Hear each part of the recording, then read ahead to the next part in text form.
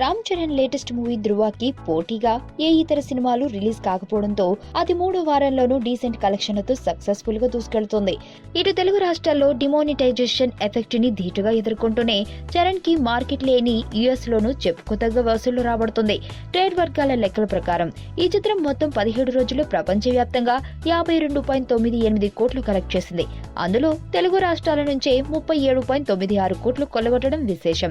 ఎంత hit talk వచ్చినా 3వ వారంలోనే ఇతర సినిమాలు బాక్సాఫీస్ వద్ద చతికిలబడిపోతాయి. అంతంత మాత్రం వసూళ్లతోనే ముందుకు సాగుతాయి. కానీ డిమానిటైజేషన్ రోజుల్లోనూ ఈ మూవీ డీసెంట్ వసూళ్లతో థర్డ్ వీక్ లోనూ సంతృప్తికరమైన కలెక్షన్లతో రన్ అవుతుంది. అన్ని చోట్ల నుంచి ఈ మూవీకి విపరీతమైన పాజిటివ్ టాక్ రావడం వల్లే ఈ చిత్రం కరెన్సీ కష్టాల్లోనూ మంచి వసూళ్లు రాబడుతూ డిస్ట్రిబ్యూటర్లను సంతోషపరుస్తుందని అంటున్నారు.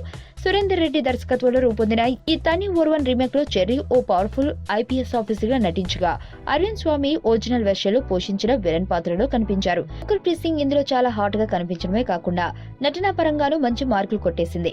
గీతా ఆర్ట్స్ బ్యానర్ పై అల్లు అరవింద్ నిర్మించిన ఈ మూవీ 17 రోజుల కలెక్షన్స్ వివరాలు ఈ క్రింది విధంగా ఉన్నాయి.